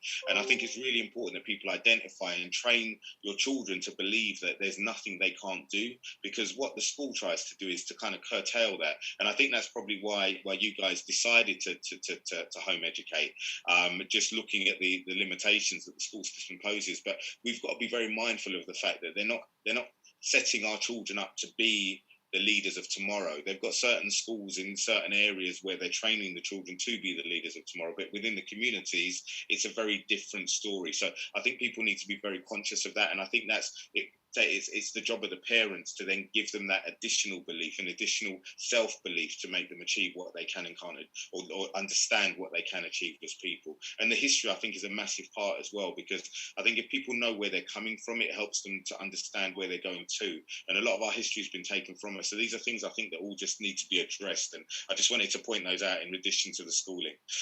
All right. Yeah, I add to what Charles was saying, that you kind of finished off on that as well. For me, it's the thing of, I think one of the first things that I noticed with the school was from my own experiences. I remember in when I was like 7 or 8 years old and was being taught about Egypt, and I'm looking at, I'm coming from a Rastafarian background, do you know what I'm saying? So I was taught about my culture and where I'm coming from. I was taught about the Maroons and the Moors and etc. So when my teacher was explaining to me about Egypt, and I'm seeing this light skin, well, someone looking like me living in Egypt, I'm like, what the hell is this? So when I'm asking the teacher questions, they had no answers. And that's always stuck with me. The fact that when they teach Black history to Black and white children, I know there's other races in the classroom in the school, but I'm saying those two children, I keep saying this, those two children are receiving very different messages when they're being taught what these European schools are teaching our children about so-called Black history. And it's doing a disservice not only to the Black community, but to other communities as well, because they have a different idea of what we are about. And that was one of the things that I felt like was more scary to me than anything else. I really wanted my children to have a very strong sense of who they are, like Charles was saying, and where they're coming from. That was more important than anything else, because once they know that, they're empowered to be able to do anything and everything that they are purpose, like, brought here to do. Do you see what I mean? So yeah, thank you, Charles. Just wanted to add to that. Thank you. Excellent. Thank you both. Donna, over to you. Over to me? Indeed. So, from what I could, because I went upstairs to have a sneaky fag. So from what I was listening into,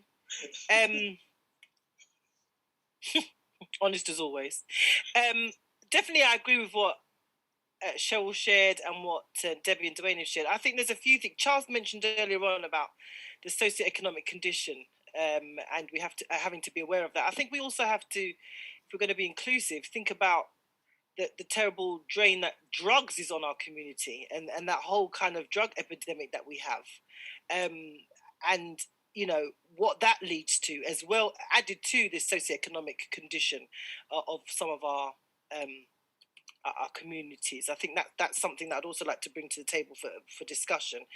And also, you know, I think, 2020, I was saying that 2021 was going to be the year that the Black community grew up. And I think in terms of owning, like, you know, it often amazes me that in forums such as this, we sit here and we say things like, well, the system was never designed to support us. We knew that from the first ship that arrived in Africa and somebody ended somewhere else. So what we're talking about is not new. We could keep each other here for months if Zoom would contain it, talking about, you know, messages of disparity or of polarization, of racism. We know how the thing is already. So sometimes I fail to understand why we repeat what we don't know is the thing already. You know, this is a time to own this. So if, you know, school was never set up to be anything else than to feed their pipeline in terms of industrial provision. That's what, and it's not just us. Look at the, you know, for me, it's about representing the working class. I think we paint ourselves into a bit of a thing when we talk about specifically about all things to do Black. For me, you know, they practiced their business on the Welsh and the Irish and the Scottish before they ever took a boat to Africa to take slaves. Like, let's get the truth out here. So this whole system, this classist structure that we live in and around, was never built for anybody. Maybe on this conversation, Charles one might have come out of it, but you know, for the rest of us, there's no anybody that wasn't born with a, you know, has that level of economic leverage. It's not really for us. And so from we know that, then we have to own certain things. We have to own our children's education. Now, I don't homeschool my children because patience is just not one of my strong points. I have a very short temper and an even quicker tongue. So for me to home educate my children is curtains for them. But my point is, I have always advocated, and I have always, my parents didn't just rely on school to educate me. Part of my education and the way I feel about myself and where I saw myself in the world and what opportunities were open to, my parents sent me to China to go and live for 6 weeks.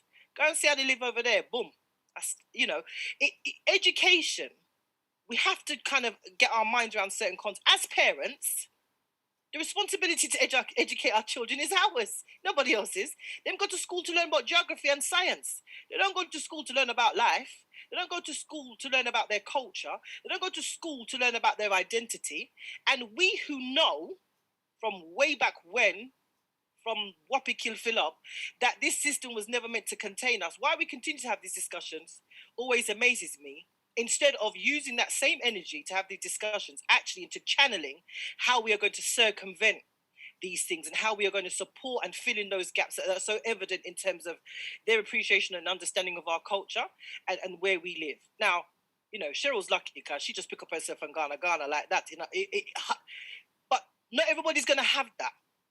And definitely the demographic that, the brothers and sisters that we support on H&H and have done, and they don't have the money for just dig up and go. They can't just get up and go to Gambia this afternoon. So actually what we have to do is we have to look at what resources we have here. We have to look at what provision is here, with the understanding that this was never set up to contain this in the first place. So what are we doing to circumvent that? What conversations are we having, and what are we implementing in our homes? And implementation is a big word, but who do you have coming in your yard? What kind of friends do you have? What kind of environment are your children being brought up in? If they only ever see you Monday to Friday working a weekend, you're going to riv, and then they see more flyers at the next dance than they see of you, then we also have to own that. We can't just, in terms of our development as a community, we can't just expect things to happen. You cannot sow peas and reap corn. Straight, no chaser. So there is a certain expectation that I have of my community where we actually own some of our shit and stop looking externally for these white saviors or structural systemic saviors. It is within us, which is why my comment was, I'm a community asset, use me. Cheryl is a community asset, use her. Debbie and Dwayne are community assets, use them. We've got to stop looking outside of ourselves, because right on this call right now are the very resources that the UK Black community need to move us forward. But if we're going to keep on saying, boy, it's really terrible, and the system is not designed to support us, when we don't know that from when, what are we doing to move the conversation forward? So maybe my perspective on it is probably a little, well, it's not as harsh as Cheryl's, so I don't think anybody will come for me. But definitely, we've got to stop looking backwards, and we have to start looking forwards. We've already lost a generation. I'll tell you something very interesting. On H&H, we started to look at our demographic, right? So we're looking at our numbers and who we're interacting in from August. And most of the people are older people. Now I'm 47. When I say these people are older, our demographic is from 55 upwards. Most of the people that join, and some of them are on here, that join our conversations. And when I've asked them individually why, they're like, we're the generation who had no voice, Donna. This type of provision and conversation wasn't around when we were younger. And if it was, we didn't know where to find it to help us around areas of education, around areas of our community, and so on and so forth.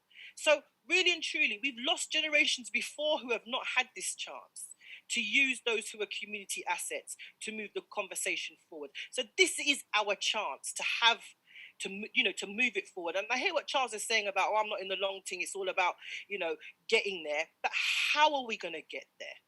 How are you going to empower people to get there? What about your narrative is going to be different? I'm not saying this to Charles particularly, I'm just saying in general. What about our narrative as a people is going to be different to engage our brothers and sisters? Because I tell you this, and I feel no way to say it, you cannot change a mindset that has been thought to commodify itself for over 500 years overnight.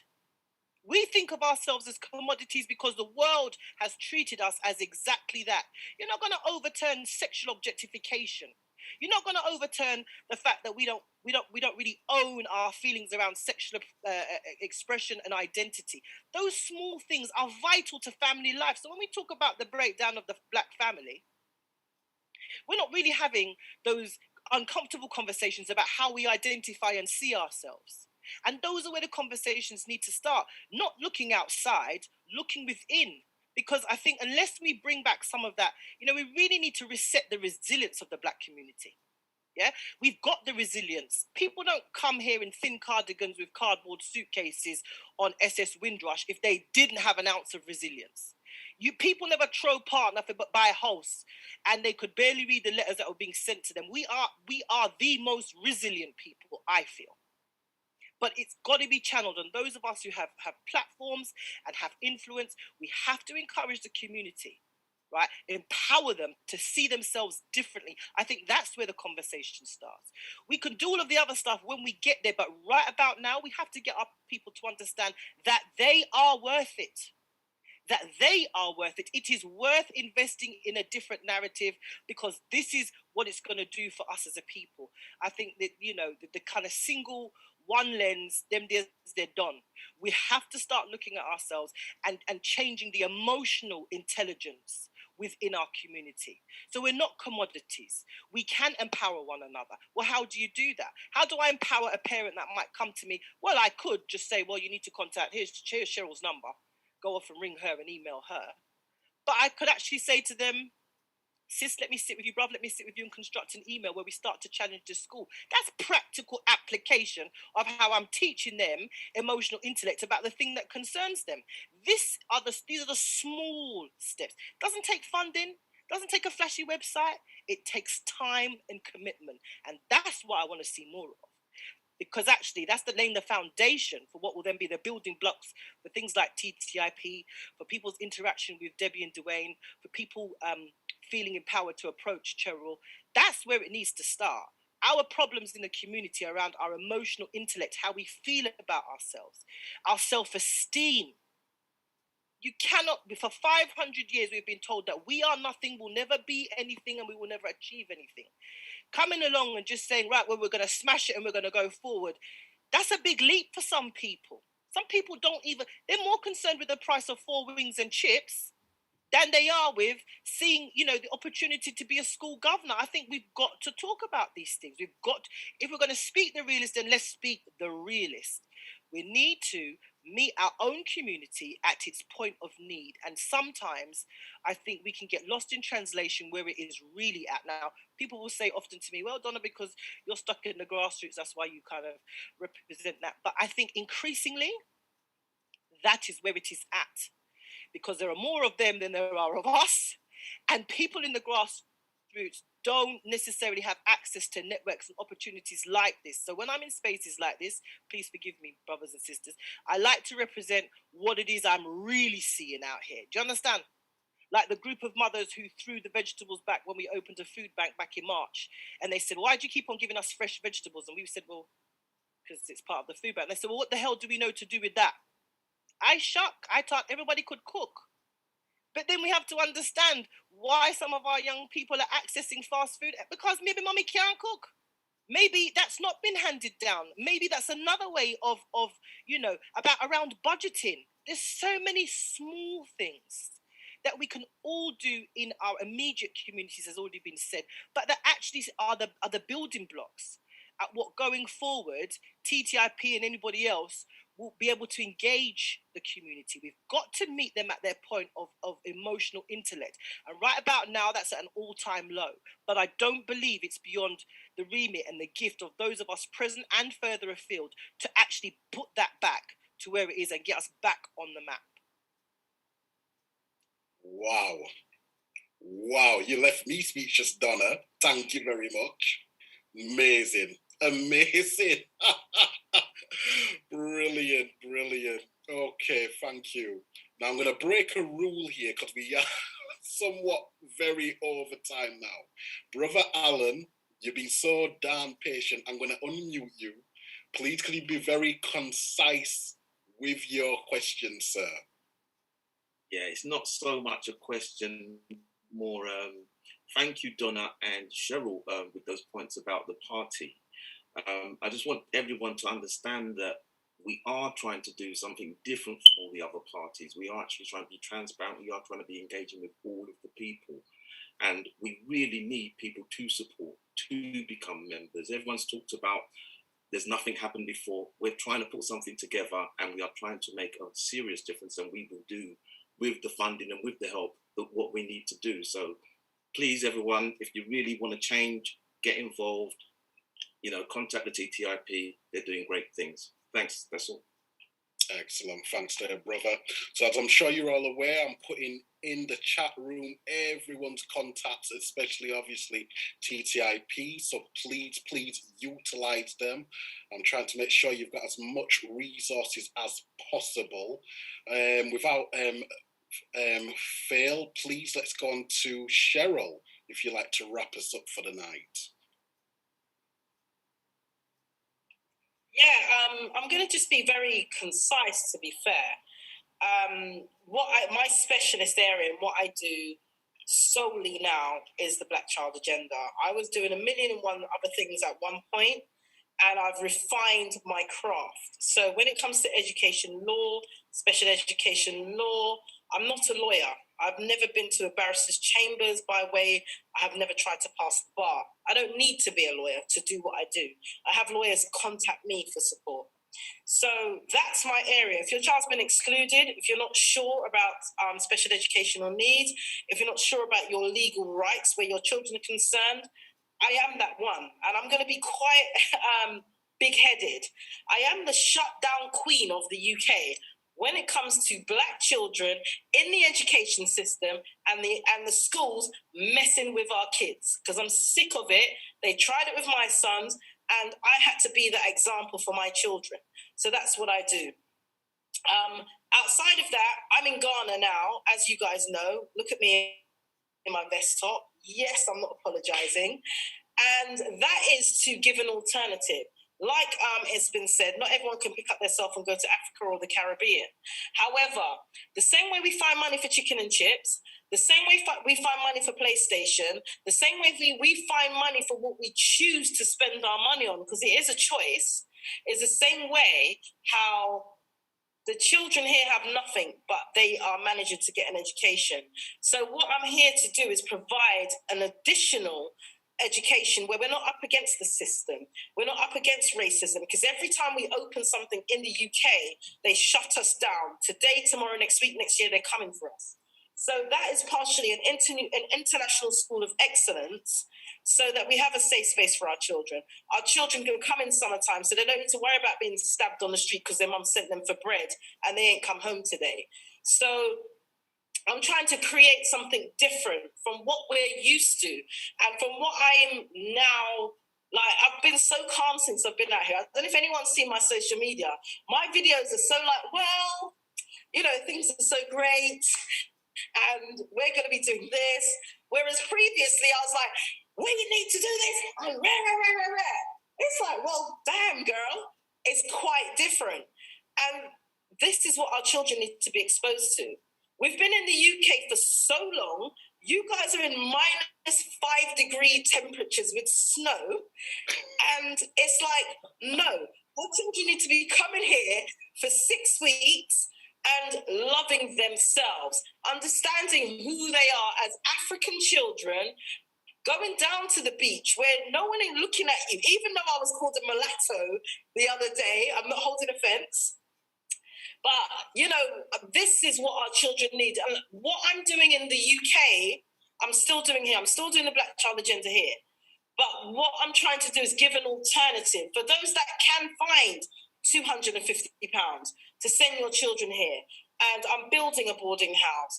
And I'm going to give them the opportunity. They're going to go down by the beach. They're going to sit down outside and listen to traditional stories. They're going to learn about STEM subjects. They're going to do all the things that we want them to do. They're going to understand about trade, and they're going to understand about stock market. But do you know what the key is for me? It's not even about the education so much. It's about them as Black boys and girls loving themselves, who they are, and being amongst people that look like them and ain't trying to stab them, ain't trying to rob them, ain't trying to do nothing to them but say, welcome my brother, welcome my sister, look at this, eat from the same pot as me, and it ain't no thing but a chicken wing. Giving our children some sort of culture. Now, it doesn't matter whether I'm in Ghana, Nigeria, Jamaica, Trinidad, Tobago, whatever. The fact still remains our children are missing a link, and my passion is our children, because my sons need a wife, and someone's daughter needs a husband. And if I'm not raising kings out here, what the hell am I doing? I'm wasting time. The only reason why my sons of 24, 25 and 30 years old are right now in the UK is because they're not employees. They have their own businesses because mummy trained them that you don't need to work for nobody, and make sure that you do well. So we need to now, and then my son phoned me yesterday, Mum, have you built the house yet? Let me know where I send the money, because you need to have a house so that when we're sending these children over, they've got somewhere to stay. That's their priority. They understand what their mum's about, and they understand what the Black Child Agenda actually means. It's not just about exclusions. Exclusions is firefighting. The reality of the Black Child Agenda, the reality of Black British parent, the reality of what we're trying to do is give our children an option. The options are not in the UK only. The options are global. Take that UK mindset and turn it global. So that's where I'm coming from. unapologetically shut down like I did today with the school teacher and told her to sit down and be quiet, don't talk to my client, and make sure our children have an alternative. The alternative right now is in Ghana. Then I've got land in Zimbabwe. Then we're going to Botswana. Then we're doing Zambia. Then we're doing Tanzania. We've got a whole continent of 54 countries, and we're worried about little England that can fit on this continent 456 times. Get out of here with that. Our children need to understand what real time it is and what they're about. Yeah, that's what I'm about. So, yeah, that's all I had to say. It's about opportunity and options. Absolutely brilliant. Absolutely brilliant. Thank you very much. Right, family, I'm going to ask you all to unmute yourselves and let's all give a gracious, raucous round of applause to our guest. So that being Debbie and Dwayne, Donna and Cheryl. Thank you guys so much. Hey. Amazing. By the way, everyone, I'm being crowned queen on Friday. A whole ceremony. I'm being crowned a queen. I've been here for 5 weeks. I wish we were there. Excellent. I'm going to film it so everyone can see it, and then the official ceremony is in August. So I was going to say, it Cheryl, brings a lot of things. Just keep rubbing our nose in it. Keep rubbing our nose in it. Getting crowned queen. Just keep rubbing our nose in it while we're here in shitty England. It's okay. Cheryl's getting away with not muting her right now. But yeah, absolutely brilliant. Once again, a big thank you to Debbie and Dwayne, Donna, Cheryl. You've made it a brilliant night. And more importantly, thank you all to everyone who has come and been participants. Look away, we're now 11 o'clock, still 38 strong. You guys, you ladies, you gentlemen, you are brilliant. Thank you so much for staying with us throughout the evening. Absolutely brilliant. Once again, it's time to now say our goodbyes. Please do still look in the chat. Hopefully I've flooded everyone with everyone's details. So please do copy and paste what you can. Please, please, please do start utilizing the TTIP website in terms of signing up and so forth. We welcome one and all, no matter if you can only share an hour a week. Maybe you've got so much spare time you can give us a full-time help. We welcome you all. So once again, I'll give a few minutes just so you can all get the details in the chat. And by all means, I thank you all again, and we look forward to seeing you next week. So on behalf of TTIP, thank you very much. And yes, I would just ask for the TTI members if you would stay behind, and we'll have our usual catch-up. Thank you, everyone. Good night. Good night. Stay blessed, everyone. Night, everybody. Appreciate you. Likewise. Take care now.